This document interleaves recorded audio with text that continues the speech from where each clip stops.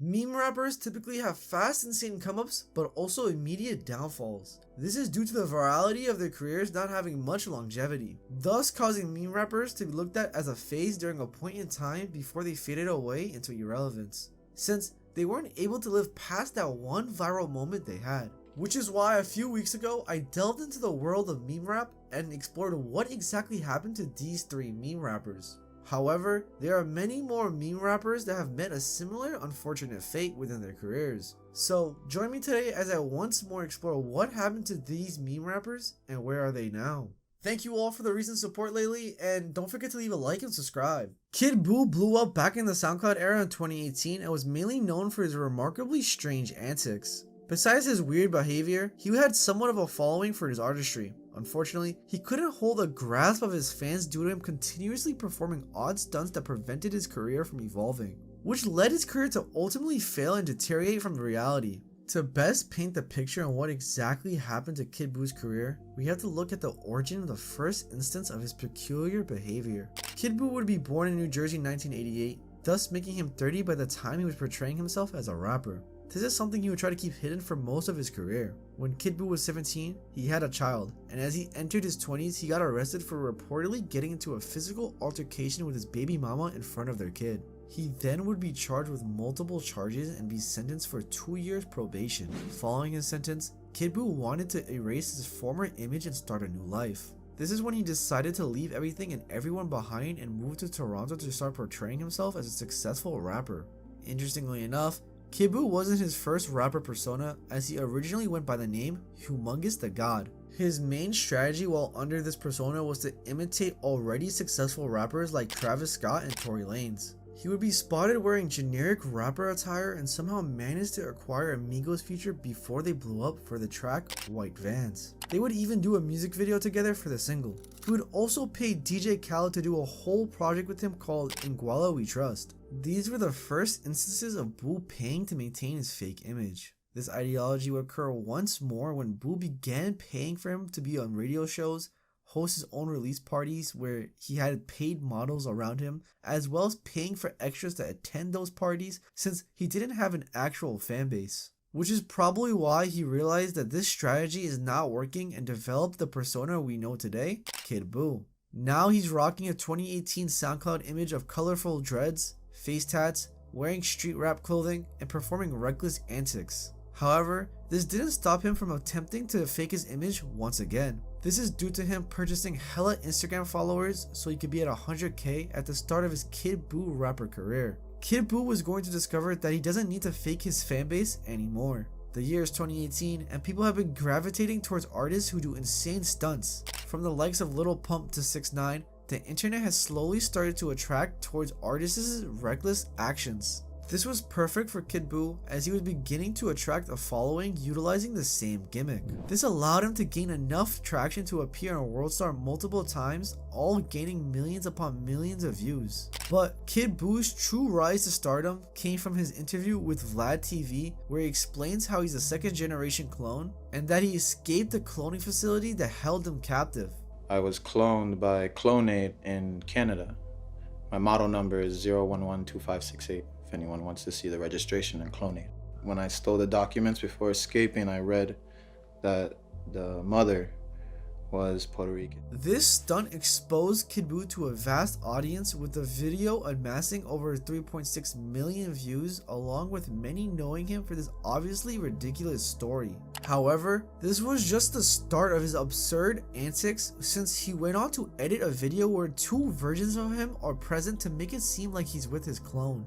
Then he went on to pay Black China to be his girlfriend. Even though he was doing these activities, it didn't stop him from his rap career beginning to take off, as he began linking up with Trippie Redd alongside collabing with Ski Mask and smokepurpp. Despite this, Kidbuu's strange actions started to shine once again as he got into an altercation with his fake girlfriend.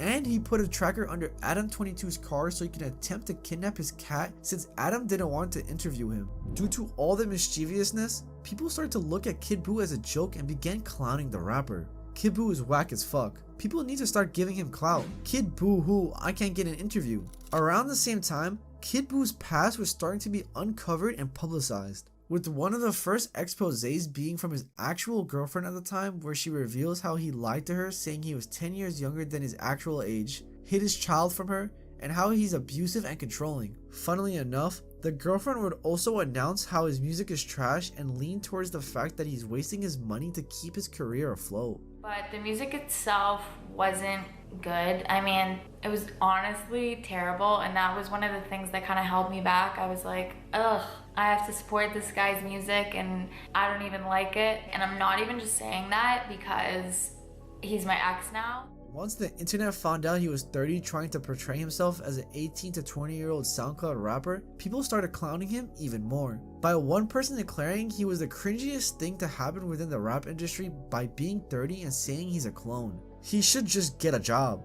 At this point in time, Kidbuu's career began diminishing as many were trolling him. So as an attempt to save his career, Kidbuu started beefing with other rappers, in which it only destroyed his career even more. Starting off by accusing Nav of stealing his flow on the track Wanted You featuring liluzivert, in which all he did was re-upload the audio of the 2-year-old track and pretended it was his. Nav would obviously not even pay any mind to Buu's lame actions. However, Uzi had Nav's back and decided to troll him. See, Uzi would invite everyone that was around Kidbuu to one of his shows and told them the only way to enter their show was to leave Kidbuu behind. Kidbuu would evidently take to Twitter declaring, "Bob told me you invited everyone on the block to your show, but you said to leave me behind? What'd I do?" To which Uzi replied with, "Bob said, why you tried to steal Nav's song?" Kidbuu then started beefing with Trippie Redd since Trippie didn't want to make a song with him. This is because Trippie supposedly stole one of Buu's songs. According to Kidbuu, he showed Trippie one of his singles and Trippie messed with it a lot, so he let Buu know to hold off on it and he'll feature on it. Then Trippie apparently went on to re-record the whole song for himself and dropped it. However, Trippie debunked Buu's claims by telling his side of the story. He stated how the beat was developed back in 2018, then stated how Kidbuu really wanted to be on the track, but Trippie didn't let him because he was trash. My beat was made in 2018, you know what I'm saying? Like, the nigga wanted to be on the song, but I kicked him off the song because he was so damn trash. Following this, Buu kept having humiliating moments, since he got his chain stolen in Toronto and tried to get on XXL freshman list in 2019, but ultimately wasn't on it. Things would only get more embarrassing for Buu when he was caught copying playboicarti pictures. Buu would go as far as to pretending to be a Carti's label, Opium, by dropping a track called Red Diamond in 2021, which was obviously him trying to imitate Carti's sound. Buu then went on to drop an album called Pink Planet in 2023, where on Spotify it states how it released through Opium Records, which is overall just weird since everyone knows he's not a part of that label. He'd also get caught scamming people for follow-backs on Instagram in 2020, as well as faking RIAA plaque certifications. In modern times, Kidbuu's career has ultimately disintegrated. He still posts on YouTube, where he mainly posts vlogs showing that he's becoming a good father, which is nice to hear since he isn't as scummy as he used to be. Nevertheless, this doesn't stop him from occasionally dropping a music video here and there, but they are clearly botted since they are triple the amount of views he normally receive compared to his vlogs. Now it's plainly clear that Kidbuu is trying every trick in the book in order to have a successful rap career. By starting off taking his career as a meme through a fake scenario, it allowed many to not take him and his career seriously. Then continuously acting very bizarre amongst others and his fans, Kidbuu's career was destined to meet a devastating fate. Which brings us to today, where no one truly cares what Kidbuu does or drops anymore. The year is 2015, and a skinny white kid who many claimed looked like Eminem was about to make moves within the music industry. Slim Jesus instantly paved his way to the spotlight through his hit song, Drill Time, which dropped on July 20th, 2015. This track allowed Slim to gain an enormous amount of traction towards his name by it acquiring over 62 million views on YouTube and 9 million streams on Spotify. This song immediately became viral due to Slim's appearance, as well as it being clearly inspired by the Chicago drill scene, since he was depicted wearing the typical drill rapper attire, toting weapons, and being seen with a bunch of people. With this in mind, it only led people to become infatuated with Slim Jesus' career, since there's not many artists who make drill music who look like Slim, allowing people to gravitate to his lyrics cause it seemed like he was living the life that he was rapping about. As the track kept gaining traction, it would start to gain attention from other drill rappers like Lil Bibby, who's most known for signing Juice WRLD to his label Grade A and discovering the pop star Kid Laroi, as he began co-signing Slim Jesus by reposting him on Twitter. His hype would only continue as he was starting to get noticed by multiple blogs, got more co-signs by top artists like Diplo and Meek Mill, to even having Birdman, co-owner of Cash Money Records, attempt to sign him to his label. However, Birdman wasn't the only person trying to sign Slim, as he would also gain the attention of P. Diddy, as he tweeted out, 1 million waiting on Slim Jesus when he come to Bad Boy Records, fully revealing that multiple record labels were eager to sign the young prodigy. Although it appeared his career was steadily increasing and he was only going to keep going up, there were still many drill fans hating on Slim Jesus due to how he looked, with some people developing memes centering around the fact that Slim Jesus looks like Caillou, saying that Dewey from Malcolm in the Middle became a rapper, and having some people declare that he's the Wish version of Eminem. It seemed that Slim's career was beginning to look like a joke, truly causing many to not be actual fans of Slim Jesus. This is because the virality surrounding his name came from the fact that people weren't sure if he was telling the truth within his raps or not, since at the time, Slim kept his past a mystery, which divided the culture around Slim Jesus, since his fans claimed that his persona is his true self while others believed that it was odd to keep his past hidden from the world. So he must be concealing his real self. Nevertheless, Slim Jesus seemed as if he didn't fully understand the core behind his viralness, as he would soon reveal something that would shock the entire internet. See, what happened was that Slim's career was blowing up so fast that people wanted to uncover the mystery of his past. This intrigued one man named Vlad TV, which led to him to hit up Slim Jesus for an interview to uncover the mystique behind his career. Slim would actually accept Vlad's offer and pull up to do the interview, but what Slim didn't know is that this interview will forever alter the course of his career. For starters, Vlad asked where Slim originated from, in which he explained how he's not actually from Chicago, but is from Ohio. From Hamilton, Ohio. It's a little north of Cincinnati. I lived over on the east side for a long time, and then I lived over on the west side, like currently. My city has been and for a long time referred to as Little Chicago. He then went on to declare how his street persona is fabricated and that he just gets his image from his friends that are a part of the street life. I got homies that are in that shit, and I know people who are, and people around me. I mean, I'm not out here catching bodies and shit, obviously. Like, I'm fucking smart. But, I know people, and I've been, in some situations, but I'm not, out here fucking killing people. Afterwards, Slim would elaborate how that his main focus with his career is his music, as well as that he creates drill music because he messes with it and that it sounds cool. I make music. Granted, I hang out with people and shit, but that don't mean that I'm out here, doing some dumb shit trying to get, ruin what I got going. I realize that if you got an opportunity to get out of, a spot, you shouldn't, be fucking around catching bodies and shit. Explain to me why an Ohio dude is doing Chicago-style music. All right, I'm gonna start on one part. Well, for one, that's a lot of what I listen to, and I'm influenced. I'm no way trying to steal their thing. I'll give credits to Chicago. They created the drill movement. And that's, I listen to a lot of Chicago rappers, and that's just what I'm influenced by. Why the gun lyrics? That shit's dope. If I rapped about driving around in a fucking car and fucking listening to country music, nobody would give a fuck about that shit. I make music about some shit because it sound cool. I like making music. I make cool music.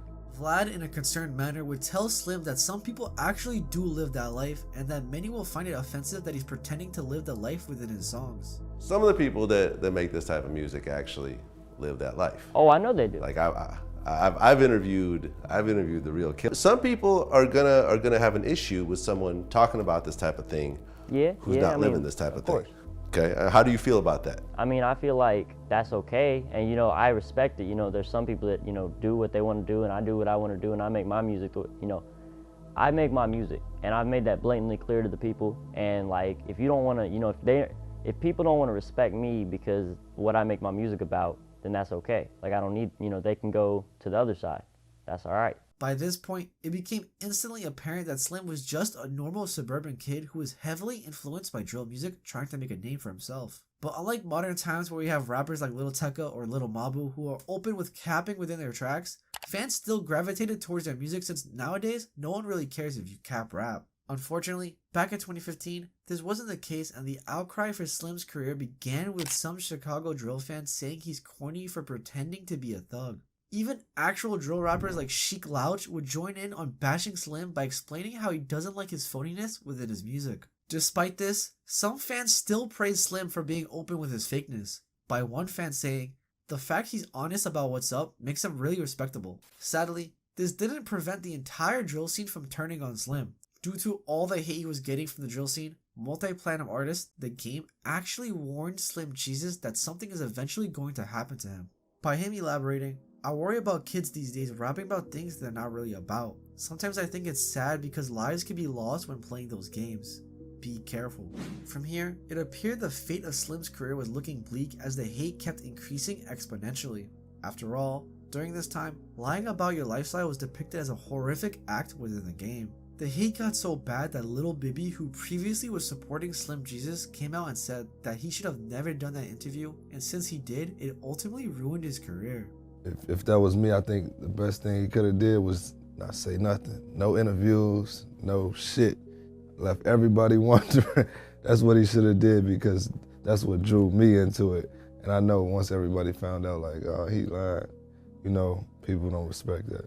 To make matters worse, photos of Slim Jesus appearing to be a normal kid came out, further pushing the narrative that Slim was faking his persona. Then people discovered that he was working at a pharmacy whilst Drill Time was released, which deteriorated his image even more. It truly looked like Slim's career was doomed to fail, which is why fellow Chicago artist G Herbo would state in an interview that Slim Jesus should just give up on being a rapper and instead find a new profession. He might as well just give it up, man. Who gonna take him serious? Like, his own race not gonna take him serious because you doing our type of shit. You on this nigga shit. First of all, they not gonna take him serious if he trying to get on some corporate big building type shit. And if he trying to do what we doing, how the fuck is they gonna take him serious? Now, even though he was being condemned everywhere online, it didn't stop him from making music that still pulled in numbers. As the singles Buck Buck, Facts, Warning Shots, and Who Run It, which is a remix of a G Herbo song, all gained millions upon millions of views. From here, it seemed that Slim kept ignoring the hate, allowing the success to get to his head since he revealed that he denied multiple offers from record labels. Little fun fact a lot of y'all don't know, I've been had offers from the same bullshit ass labels that be signing y'all's favorite rappers. And you know how I feel about them? Fuck a label. We getting independent money, bitch. Although for the short term, it was a great idea to remain independent, he'd soon regret his decision later down the line. But more on that later. From here, Slim Jesus would actually begin touring to further develop his career. However, actual drill rappers like Black Jesus would pull up to one of his shows to publicly embarrass him in front of his fans.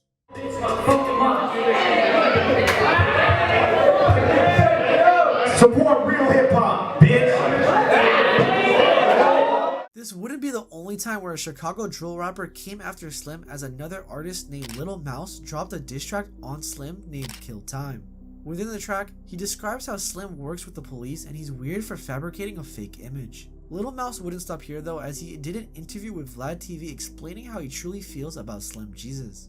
Nah, it ain't a diss, it's just me stating facts, like letting you know like that ain't something that we honor, like we don't joke about that, like we done lost homies over that shit, so it just letting you know I'm stating facts. Ironically, throughout all this, when looking at Slim's lyrics within his tracks, he made it seem as if he was about that life. But as we see time and time again, he never stood on business, allowing the drill community to pretty much exile him from the scene. But there was one drill rapper that appeared to give Slim a chance at progressing his career, and that was the notable artist Chiefkeef co-signing him. See, Slim was supposed to open for Keef at one of his shows, but sadly it got cancelled. Nevertheless, this led to the two linking up and eventually taking a picture with each other. This would end up being a huge moment for Slim, as he was being seen with one of the top drill artists, which would only push his career into new heights. Well, that is what would have happened if Keef never retracted his cosign. See, soon after the picture of the two was being spread like wildfire on the internet, Chiefkeef would take to Twitter to explain that he thought Slim was merely a fan who wanted to take a picture with him.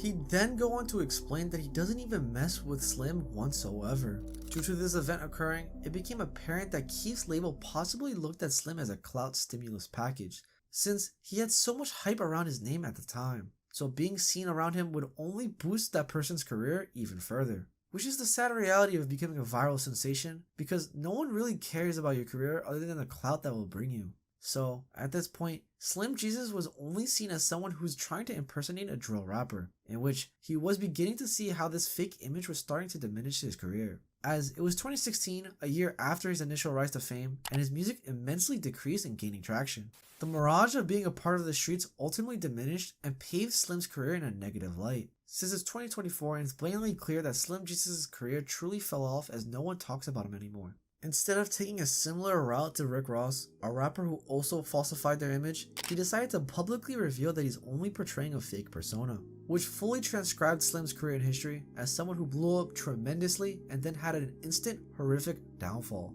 This is because he couldn't seem to realize that he was mainly known as a joke and not a serious rapper. Although he's making a living for himself, his rap career will never grow from this point on, which could be seen throughout the upcoming years, as his project, The Most Hated, dropped in 2017 and wasn't talked about at all, with some of the tracks on the tape barely reaching 100,000 streams. It only got worse when he dropped his following tape in 2019 called Against All Odds, which performed even worse compared to its predecessor. See, instead of capitalizing on his career earlier and dropping projects when he initially blew up, Slim decided to keep releasing singles and tell everyone that he's a fake gangster, ultimately allowing him to bring his own demise to his career. Nowadays, Slim seems to fully leave the internet behind as his social media presence ended in 2021, as he hasn't dropped a song or posted anything anywhere online since. Ironically, cap rap has become normalized in the modern day, which is why many recognize Slim as the founder of lying within your music. Sadly, since listeners back then were mainly focused on an authentic figure, it only led to the self-destruction of Slim Jesus' career. So hopefully Slim is enjoying life, and maybe he'll return to his fans one day. Similar to Slim Jesus, the next meme rapper didn't know how to take his career seriously. 645AR grew up in the Bronx, New York, and was heavily influenced by popular rappers like Biggie Smalls and 50 Cent. He was always within the music realm as he was hanging out with well-known rappers like Lil Yachty, playboicarti, and smokepurpp as they were coming up. But it wouldn't be until he started vlogging and editing music videos for other rappers for him to start rapping, in which AR started because he claimed that the rappers he was editing music videos for were trash. I'm editing the video, or I'm trying to, and I'm just listening to the song and shit. I'm just like, damn, like, this shit not it. I could do this. I could do what he doing. I could have somebody shoot my video and shit. So that's when I was like, fuck it, I'm finna try this rap shit. Leading AR to drop his first known track on his SoundCloud titled None, featuring Redo and 10K Duncan on March 6, 2018. When listening to his first song, you'll immediately notice that it's not the sound that people know him for today. This is because it wouldn't be until his single, called Crack, when he decided to switch his voice to sound more squeaky sounding, in which he claimed to change his voice to sound more commercial. We made this song called Crack, and I was just playing around. I was like trying to do something commercial, so I did like the high pitch and I didn't even curse in the song, and then that's just how it started. Following this, he began working with a new producer named Sensei Elena that made 2 songs for him, one of them being his biggest track, For the Trap. For the Trap released on January 3rd, 2020 and took the world by storm, with it acquiring 9.7 million streams on Spotify and almost 20 million views on the music video, overall leading 645AR to be hit up by multiple record labels, thus allowing him to sign a deal with Columbia around this time. For the Trap would eventually become a meme due to the ridiculous nature of his sound, with some people saying, "I know everybody in the studio was trying not to laugh. When the mosquito bothering you is low-key talented. This is what playboicarti's bedbugs sound like." Clearly, from his initial blow-up, people were already taking AR's music as a troll and forcing him into the meme rap lane. But it seems this is the route that AR wanted for his career, as he kept dropping music with the squeaky voice. Although in an interview with XXL, he declared that he's taking music seriously, but with the music he was making, it only leads to people looking at him as a joke. In a similar way to Slim Jesus, AR didn't seem to understand this concept and kept utilizing his squeaky sound, as his next track, In Love with a Dancer, employed the squeaky voice. However, it was with the release of this single that truly paved where 645AR's career was heading, since it utterly underperformed compared to the success from For the Trap. This caused 645AR to need another hit single that could potentially blow up with internet culture behind it. So he went back to the studio and decided to develop another track with this ideology in mind. Yoga would evidently release in April 2020 and instantly became his next hit, due to it being associated with a dance trend on TikTok, causing the track to reach even higher heights. This song would pull insane numbers on Spotify, with it acquiring over 16.3 million streams, and on YouTube by it accumulating 6.7 million views. By this point, it seemed that 645AR believed that he had gained a loyal following and could continue on with his career. After all, he found his own lane and has gone back to back with hit songs, allowing him to become a top rapper. Sadly, he'd soon find out that his squeaky rap gimmick could only last so long. He'd stay consistent throughout 2020 with notable drops like Itchy Fingers, Crash Out, and Some About You featuring FKA Twins, which all did decent but didn't pull similar numbers to For the Trap or Yoga. It wouldn't be until his next track, Ride For You, where 645AR will see the beginning of the end of his career. This is because within the song, his squeaky voice sounds like it fits within the disco type instrumental within the background. Thus having one listener comment, "Lamau! I thought his singing was part of the beat at first. Autotune goes stupid." This revealed how his music was slowly going to go downhill if he continued with his squeaky style, in which he was going to meet the unfortunate fate a month later. But before we see how his career was doing, it's best to paint a picture on what was happening behind the scenes. As AR got into an altercation with his former crew, Sink or Swim, also known as SOS, that consisted of Tony Snow, 10K Duncan, Jay with the Beam, and Flea. Keep in mind, most of me explaining on what transpired between them is mainly speculation since I couldn't find much information on what happened. But from what I found, it looked like since AR was blowing up so fast and was signed to Columbia, he had to leave his friends behind in order for him to maintain his career. After all, he is signed to a label, which means he can't drop whenever he wants, while his friends are independent, which allows them to drop whenever. This is just how the game works and the sacrifices you have to make to become a top rapper. Which is why Tony and Jay have been dissing him behind AR's back. 10K would also be involved in the scenario, but kept trying to resolve things in a peaceful manner with AR. However, the same can't be said with Jay, since AR decided to pull up on him, get into a battle with him, have Jay pull out his Nerf blaster, then seemingly just left. From here, AR wouldn't interact with his former friends until after the fight when 645AR joined Jay on an Instagram live, claiming that Jay is not street and shouldn't have ran away from the fight. Hey nigga, you just ran like a bitch. You're not a real street nigga. I report your gun. Hey, if you were smart, you would look up serial numbers, you dumb bitch. You was in slow classes growing up. Now, from here, it truly seemed as if the fans he did have from SOS have dissipated away from AR. Alongside this, his career was already fading away from irrelevancy, which is why when he dropped his next track, Some About You OG, it was met with his worst numbers thus far. It would only get worse with each new release not even cracking 100,000 views. He'd attempt to regain his hype from what seemed like a marketing stunt from the album cover of his first project, Most Hated, being a clear reference to 50 Cent's album, Get Rich or Die Trying. Sadly, the recognizable nature of the cover didn't help the album gain much traction. Even with notable features from Lil Tracy and Rob Banks, the only track that performed great was For the Trap, with every track reaching around 40 to 50,000 streams. Unfortunately, this only led to the demise of 645AR's career, since every new release since then didn't perform too well other than Bag featuring Beam and Prey. By this point, AR has fully dropped the squeaky voice and began using his normal voice, as he noticed how the longevity of having his career be known as a joke won't last forever. This wouldn't aid in 645AR gaining fans though, as it was too late within his career for him to make this change. If he did earlier in his career, maybe he would have acquired a loyal fanbase. In which fellow YouTuber Bubblelamp explains the detrimental fate within virality in hip-hop best. Going viral in general is not a good idea. It's because you don't gain like a fan base. So 645AR did not gain a fan base. He just got like all of the trolls that were trying to be edgy and cool and not like mainstream music or music that other people liked. They were like, oh yeah, I like this squeak rap. This concept would be even more clear when his deal with Columbia was seemingly terminated in 2022 due to fans noticing they removed him off their website. Now, with no label backing, AR did attempt to rebuild his hype once more in 2023 by dropping a song with fellow meme rapper Miles with the track Shot for Shot. Nevertheless, AR never decided to use his squeaky voice on what could have been another big meme song.